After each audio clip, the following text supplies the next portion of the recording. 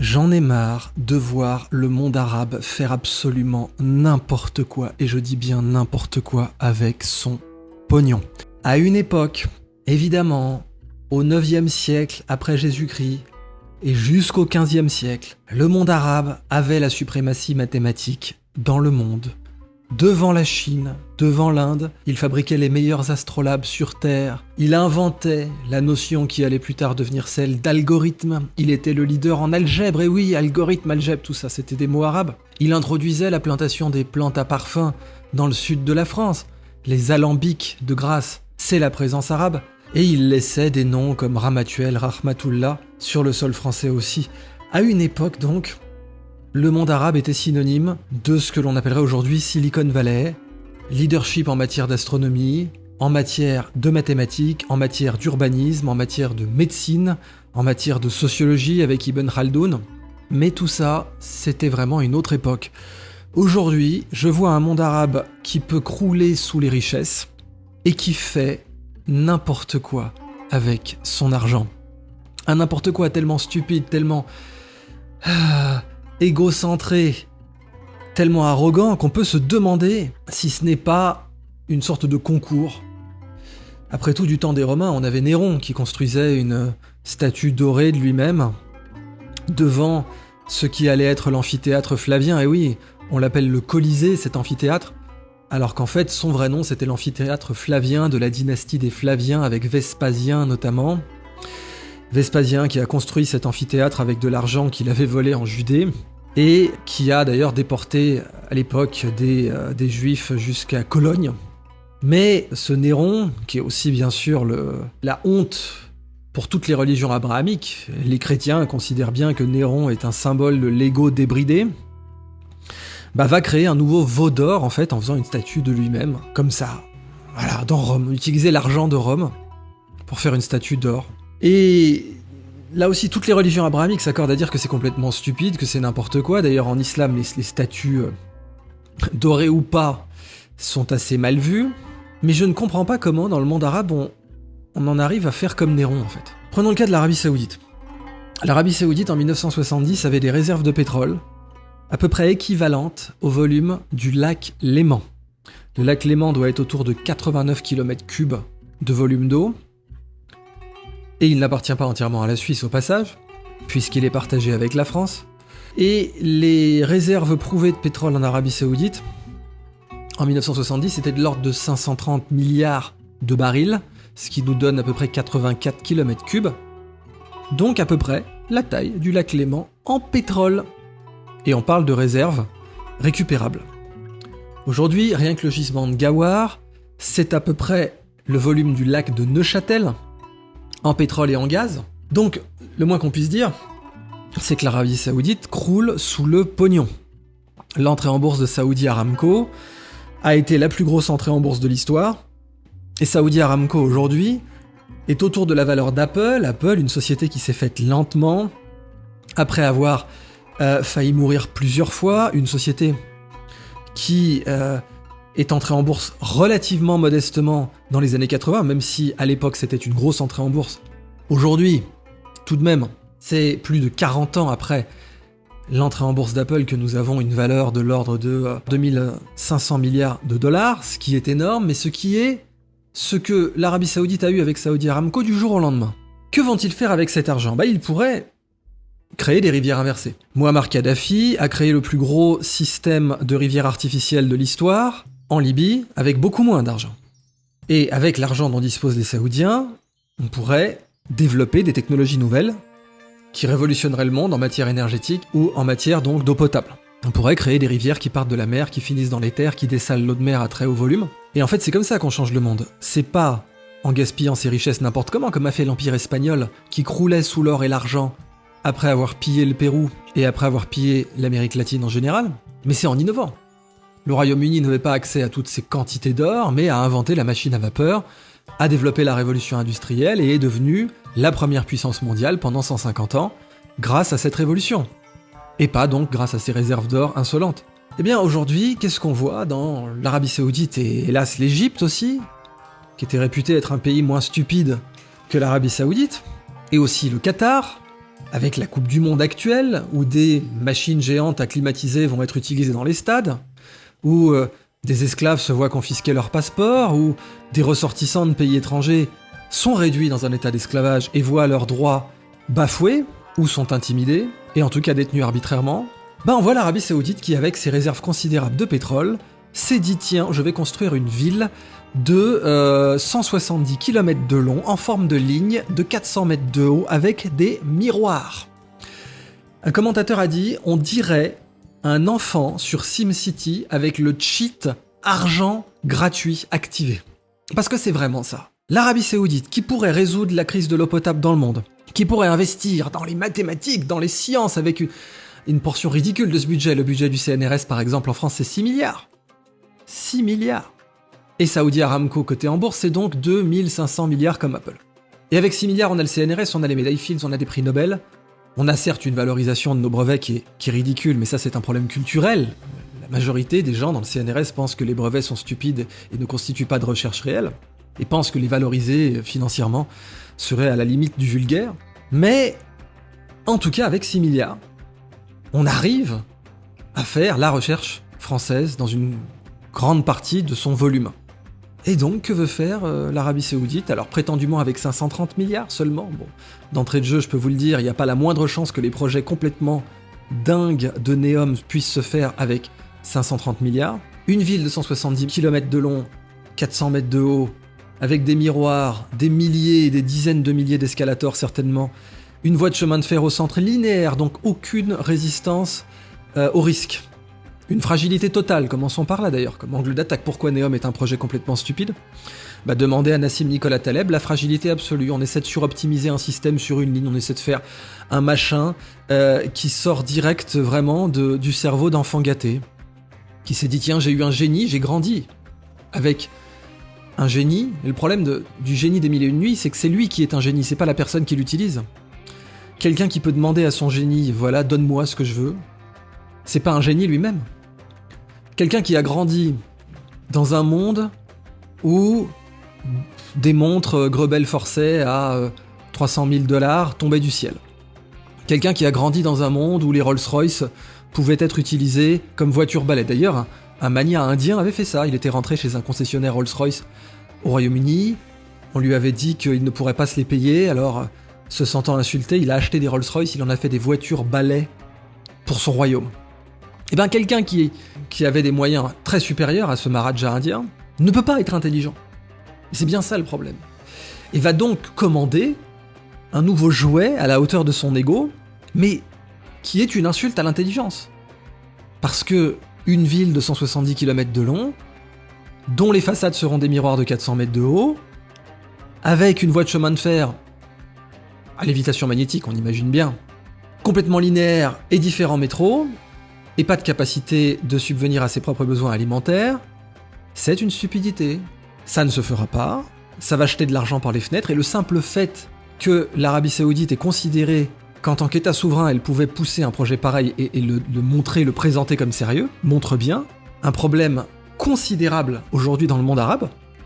Heureusement, pas tout le monde arabe, et on l'avait bien vu avec la Libye, puisque bon, Kadhafi avait un problème d'ego, mais au moins, il mettait pas la totalité des ressources de la Libye au service de son problème d'ego. Et quand on critiquait l'ego de Kadhafi avec son besoin d'avoir des femmes gardes du corps et puis de faire des conférences sur l'islam à Rome avec des salles remplies de mannequins, bon, c'était relativement véniel, on n'était pas dans le niveau de l'affaire Epstein. On n'était pas dans le niveau des accusations de pédophilie gravissimes qui ont parcouru l'Occident, et qui continuent à le parcourir, et pour lesquelles d'ailleurs aucune inculpation réelle n'a eu lieu, à part celle de Ghislaine Maxwell, et l'assassinat, soyons clairs, de Jeffrey Epstein. Mais au moins Kadhafi utilisait l'argent de la Libye pour faire cette rivière souterraine la plus grande de l'histoire. Là, l'Arabie Saoudite va jeter son argent par les fenêtres, et s'en vante, et prétend même demander de l'argent étranger pour faire cette gigantesque orgie, ce gigantesque feu de joie, avec les réserves de pétrole dont elle dispose. Là où la Norvège, par exemple, crée un fonds d'investissement tout à fait régulier, un fonds d'investissement tellement riche aujourd'hui qu'il pourrait donner plusieurs dizaines de milliers de dollars à chaque Norvégien s'il le souhaitait. Et donc, dans Neom, on a une cité octagonale mi-mer, mi-terre, on a cette ligne de 170 km de long, et on a un lac artificiel en pleine montagne. Voilà, que demande le peuple? Accessoirement, la ligne de 170 km va traverser le territoire de tribus en Arabie Saoudite qui sont déjà aujourd'hui déplacées et déracinées de leurs terres ancestrales par le pouvoir. Mais qu'est-ce qu'on peut faire avec 2500 milliards, bon sang? Qu'est-ce qu'on peut faire? La fusion nucléaire, et bien sûr le dessalement de l'eau de mer, et bien sûr verdir le désert, et tant de choses intelligentes. Concernant cette ville-là de 170 km, le simple fait que les façades soient en miroir. À Londres, on a eu le walkie-talkie, bâtiment conçu par des architectes pour impressionner d'autres architectes. Le problème de ce qui se passe quand on fait du design pour impressionner ses pairs, à savoir on fait de la merde, hein. Prenez le presse-citron de Philippe Stark, ça vous donnera une très bonne idée. C'est pas fait pour presser des citrons, c'est fait pour presser votre porte-monnaie et votre patience. Mais ça a été fait pour impressionner d'autres designers. Quand on fait un bâtiment pour impressionner d'autres architectes, on fait le walkie-talkie qui a fait fondre des Porsche Cayenne parce que c'était une surface concave et qu'elle a donc concentré les rayons du soleil et que elle a fait fondre des Porsche Cayenne. Alors certes, la ligne de Neom n'est pas une surface concave, mais elle fait 400 mètres de haut sur 170 km de longueur. Et c'est un miroir en plein désert saoudien. Est-ce qu'ils ont un tout petit peu anticipé les conséquences d'avoir un miroir de cette taille en plein désert? Pour rien, si ce n'est garder un tout petit peu au frais cette ville miracle qui de toute façon sera climatisée. Et de toute façon ne respecte aucune des règles de l'urbanisme. Et sert, encore une fois aujourd'hui, à n'être qu'un gadget pour orner l'ego d'un souverain malade, parce qu'on peut pas dire les choses autrement. Alors certes, en France, on le présente comme un grand démocrate parce qu'il donne à la Macronie, mais je peux pas dire les choses autrement. On a un enfant gâté qui a voulu montrer qu'il avait des jouets plus gros que les autres. En face, on a donc le Qatar qui a voulu montrer qu'il avait un jouet plus gros que les autres, à savoir le PSG d'une part et la Coupe du Monde de la FIFA d'autre part. Très bien.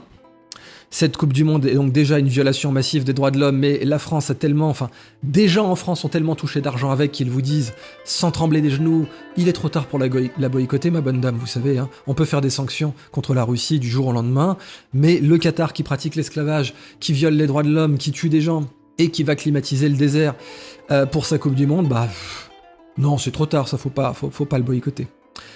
Et donc en face de l'Arabie Saoudite, on a l'Égypte qui, pour ne pas être en reste, a décidé de créer un nouveau Versailles en dehors du Caire, avec des pelouses arrosées en plein désert. Bah oui, parce qu'on manque d'eau évidemment dans la région, mais quelle meilleure utilisation possible de l'eau que de faire des pelouses arrosées à l'anglaise? Et puis donc ils vont créer un truc plus grand que le Pentagone pour le quartier militaire, parce que l'Égypte maintenant c'est comme le Pakistan, c'est comme Israël, c'est pas un pays avec une armée, c'est une armée avec un pays.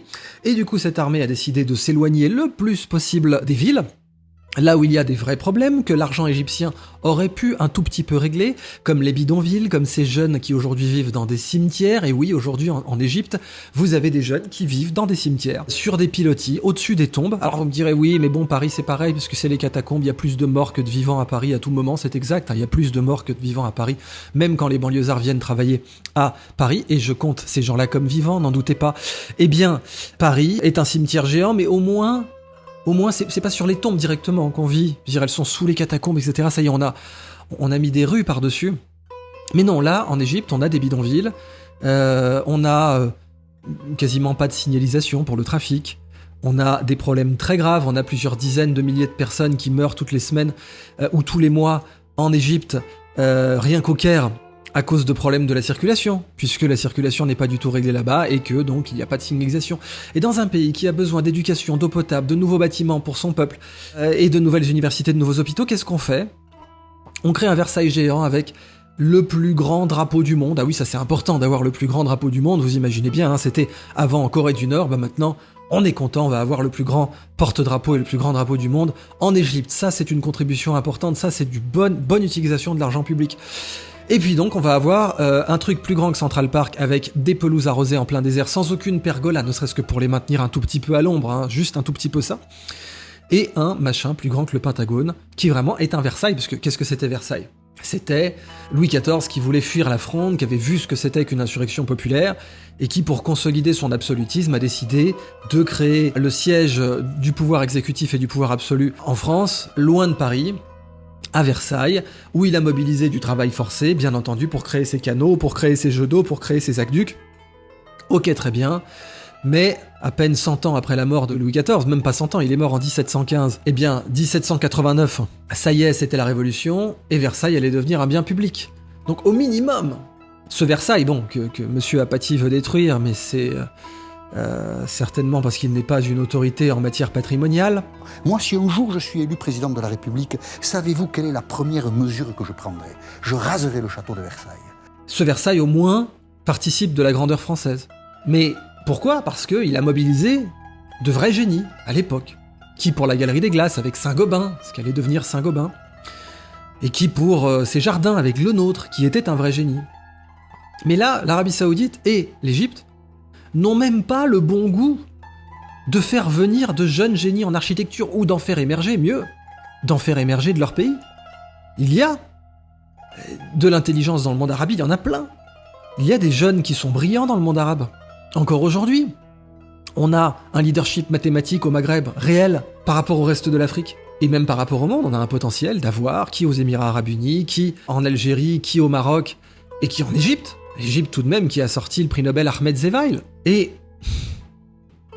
non, on continue à acheter l'argent par les fenêtres, à mépriser les talents locaux, et alors qu'on aurait pu investir dans les génies qui existent en Arabie Saoudite, hommes et femmes d'ailleurs, je suis certain qu'il y a des femmes architectes brillantissimes dans tous ces pays, qui auraient pu proposer un usage d'un centième de l'argent mobilisé pour Neom, à savoir 5 pauvres milliards. Bon, avec 5 milliards, on fait quand même le siège d'Apple, hein. Et on fait donc presque un an de fonctionnement du CNRS. Je suis sûr que plein de gens auraient pu proposer des solutions innovantes, brillantes, radicales, alternatives, de nouvelles révolutions industrielles, investissement dans l'économie polienne par exemple, par laquelle on va consommer nos déchets, plutôt que d'en produire. Mais non. Comme l'Espagne, au XVIIe siècle, on a décidé de jeter l'or, l'argent, et maintenant le pétrole par les fenêtres.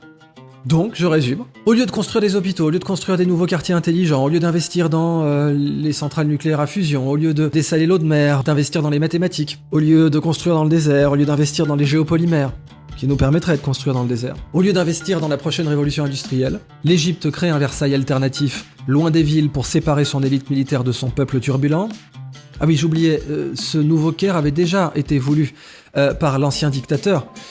Donc on est en train de créer un nouveau Caire en fait, avec de l'argent public, encore une fois jeté par les fenêtres. Va faire le plus grand drapeau du monde, un truc de la taille de Central Park arrosé en plein désert, sans pergola, youpi.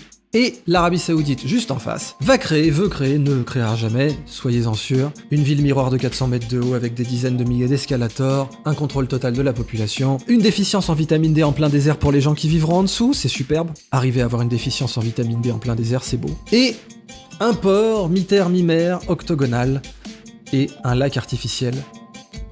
Tout ça pour une fierté arabe mal placée, et cette fierté arabe, évidemment, ne concerne pas le peuple arabe, mais concerne celle de ses dirigeants. Et cette fierté, elle est évidemment mal placée parce que la fierté, ça se conquiert par l'intelligence, par le génie, par la brillance. Et le monde arabe est brillant, a le potentiel d'être brillant, mais aujourd'hui, ses leaders font absolument n'importe quoi avec son argent. Et on a bien vu avec les Émirats Arabes Unis, qui nous ont montré ces deux extrêmes, parce que d'un côté, on avait Abu Dhabi qui gérait très bien son argent. Et Abu Dhabi a investi dans quoi? Dans la culture, dans un musée, pas dans les influx voleurs de Dubaï, pas dans les scams, dans les escroqueries, dans le paradis fiscal. Non, Abu Dhabi a investi dans le Louvre Abu Dhabi, qui possède le Salvator Mundi, d'ailleurs, vraie preuve d'ouverture, puisque le Salvator Mundi, pour les Wahhabites, est une malédiction. C'est interdit de représenter Jésus, qui est un prophète de l'islam, pour un Wahhabite. Bon, eh bien, le musée du Louvre Abu Dhabi reconnaît que c'est un patrimoine chrétien très valable, remarquable, et que même si c'est une œuvre qui a été lourdement modifiée et qui n'est pas complètement de la main de Léonard, elle a sa place dans un superbe musée, et Abu Dhabi surtout a l'Abu Dhabi Investment Authority, qui est un très bon fonds souverain, qui est même en fait la référence absolue des fonds souverains, avec le fonds de pension norvégien Statoil, et en face on a Dubaï, qui est ruiné. Et j'ai vu des gens qui n'y connaissaient vraiment rien en économie, qui ne savaient même pas que Dubaï était ruiné, qui disaient « Mais comment ça, Dubaï est ruiné? Tu peux pas dire ça, c'est pas possible. » Mais si, Dubaï est ruiné. Dubaï n'est maintenu que grâce à l'argent d'Abu Dhabi, et c'est bien pour ça d'ailleurs que la tour Burj Dubaï a été rebaptisée Burj Khalifa. La fameuse tour Burj Dubaï, Burj Khalifa donc maintenant, qui n'a pas d'accès au tout à l'égout. Oui, on va construire la plus haute tour du monde, on va pas la mettre d'accès au tout à l'égout, ça ce serait avoir une intelligence pratique. D'ailleurs Londres, qu'a fait Londres pendant la révolution industrielle? Elle a créé le premier grand réseau d'égouts de l'époque moderne. C'était un méga projet, ça coûtait une fortune, mais elle l'a fait.